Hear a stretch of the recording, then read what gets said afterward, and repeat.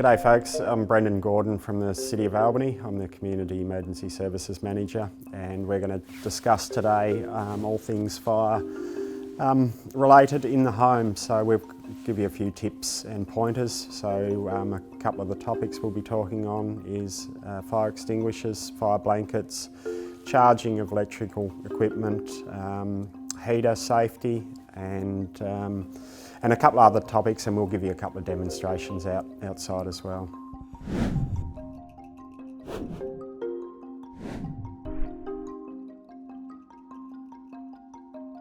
All right folks, we're going to talk about smoke alarms, really important in home fire safety. You should be aware of where your smoke alarms are in your residence, whether it be college or in boarding houses or in commercial premises. A lot of the smoke alarms nowadays are hardwired. This is an example of a battery operated only smoke alarm, but the basics are still the same. So they'll detect smoke and you'll hear a noise which is fairly loud, and that indicates that there is smoke around.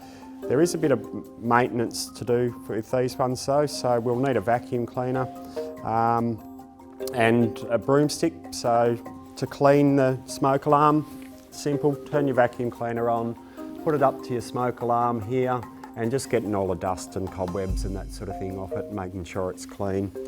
The other one is, these are mounted up on the ceiling, so that's your bracket. So to pull it off the ceiling, you just twist the smoke alarm slightly and it'll come off its brackets, and you can actually see the back of the smoke alarm now, which has got the 9-volt battery. So these should be replaced at least once a year, so you just clip them out. That's the battery that you're after, and then the new battery goes in, slides in like that, and then you can put it back up onto your bracket by finding the appropriate little slots and then a little twist, and then that's done. You've got a couple of buttons on the front here. One of them's to test and one of them's to hush. So if you do hear that the smoke alarm's chirping a bit, going off every now and again, it's probably indication that you need to change your battery.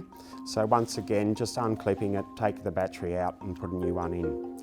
Also, we've got a test button here, which we hold in, and the easy way is to grab your broomstick and you just hold it up into the test button. So on this one here, I'll just fire off the test button. So you need to press it in and hold, and that's the sound that you'll hear from the smoke alarm, which is also the sound if there is a fire in your house. That's how loud they'll be. So it's really quite loud, and you have to really get going. Once you start hearing this chirping off, you really need to take it serious and enact your home safety plan.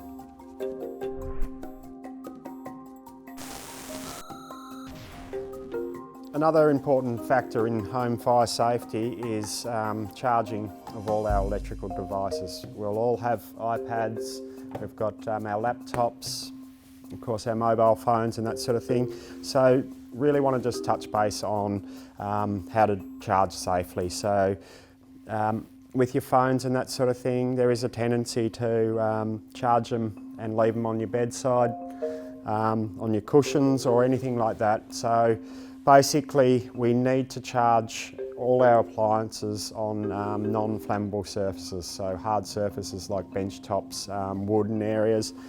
Even carpet is flammable, so the risk with these devices is heating up. So if we leave it on a cushion like that and the phone heats up, then it can actually catch the cushion on fire, and likewise with our iPads and that sort of thing as well. The other important thing is we're all got power boards. So overloading a power board, so having too many devices hooked up to a power board can cause fires. So if you are going to buy a power board, make sure they've got a switch here, which is a cut-off switch. So if there's any fault from these cords here, this device will shut off and won't power to the rest of the devices. So just be careful of how many points you put on, the rating of the power board, and not to overload it. dusting them off, making sure they're clean. The other one is with your phone cables, making sure you inspect the phone cables and making sure they're not frayed and showing any wires, because that can also cause fires. All right, we're here to talk about heaters, and they come in all forms. We've got a bar heater here, oil heaters, fireplaces, and another big cause of fires in the home is by leaving flammable materials too close to your heating source. So, typical example, we've got a clothes rack here. We want to dry our clothes in winter. However, we need to be at least 1 metre away from this heater to avoid any risk of house fires. So we've got 1 metre here, a distance of 1 metre, and that way the clothes will still dry, but they won't be impacted by the heater itself. So there's one important message that we want to put across, that with heaters, any sort of heaters, make sure they're shut down when you're going to leave the place. So if it's a fire heater, turn it down, vent it off. Oil heaters and bar heaters like this, just simply turn them off. And that way we've got no risk of ignition in the house.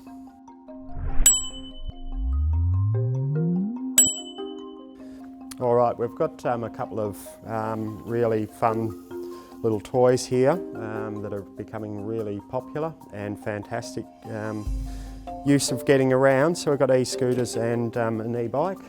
The problem with these two things are the batteries. So charging the batteries in here, they're lithium-ion batteries, so we've just got to be careful about how we actually charge these batteries and not leave them unattended.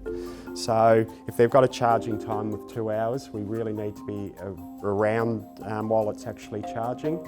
The concern with the overcharging of these batteries is once they actually start getting to 100%, then they start to heat up, and fires in the garages and in homes are becoming more prevalent because of the lithium-ion batteries. Here to talk about fire extinguishers and fire blankets now. Two pretty important pieces of equipment if we do have a fire in your households. So a fire extinguisher looks like this, generally red and different coloured bands. But basically, if you look at the pictures down here, the green pictures, this dry powder chemical one will do rubbish fires, fuel fires and electrical. The most common is the dry powder for house fires. However, with electricity and water, they don't mix. So there is water fire extinguishers. Make sure they're not used in a house fire because of the electrocution issues. Fire blankets, really handy bit of gear too, and based in your kitchen, mainly around cooking fires, but then they can be used if somebody is on fire themselves, but they take away the oxygen. So we will go out into the kitchen and outside and discuss fire extinguishers and how they use them, but it is a pretty simple process of just pulling the pin, activating the handle and just working the base of the fire. Righto folks, so we're going to grab the fire blanket here and the fire extinguisher, and we're going to go outside and demonstrate how to use them. So the first thing you do is you've got your right fire extinguisher, so you need to pull this pin.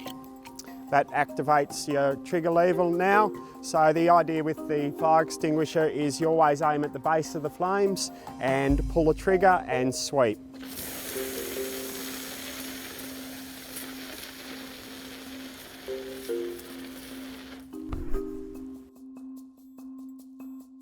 So these are the fire blankets, as we've explained a bit earlier. They should be in all residential houses. The beauty of these things is they're quick and they're easy, no mess. And what it does is actually take away the oxygen from a fire. So you can actually use these on cooking fires if we've got flames above your stovetops. It's also if you've got somebody that's burning on fire, we can actually wrap them in this too. So we're basically here to take the oxygen away. So this should be mounted in, if you're at university and that sort of thing, take a couple of minutes to find out where your fire extinguishers are and your fire blankets, because it could come in handy in an emergency situation.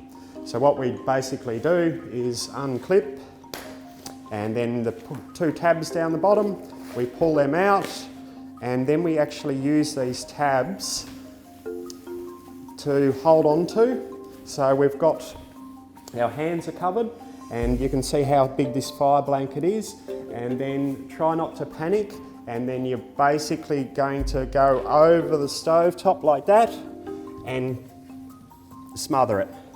So that there has taken away all the oxygen, and the fire will go out. We're just going to discuss a couple of the points of a house fire situation. Really important that you try to remain calm as you can, because it may be a bit stressful, but the key points is not to panic. Make sure you close the doors as you're leaving, and that limits the rate of spread in the fire. Make sure that you've all accounted for. Try to get outside to a meeting point like the mailbox or something like that. Don't go back in. A lot of people that do rush back in overcome by the flames and the smoke, so make sure you stay outside and call 000 and let the experts deal with the fire itself. Thanks very much everyone for taking time and listen. Just wanted to reinforce a couple of the important parts on home fire safety. So a really important one for you guys is not to charge your phones and any equipment on your beds, on your couches and all that sort of thing. Make sure they're on hard surfaces. Your heaters, remember 1 metre from the heater, and once you actually leave the area, turn them off please. Another big one is what you actually do with your fire extinguishers and your fire blankets. They can save lives and property, so just understanding how they actually work and where they are situated in your residence is really important. Cleanliness of your smoke alarms and maintaining the battery, because they generally, nighttime, for example, if there is a fire, you may be asleep. So with the smoke rising, they're the first indicators that there is something wrong. So maintaining your smoke alarms is really important. Be careful when you're actually charging your lithium batteries, making sure that if you are going to leave, turn them off, come back, and then you can charge them up again. Big thing though, if there is a house fire, is try not to panic, get to safety and call 000. Thanks everyone.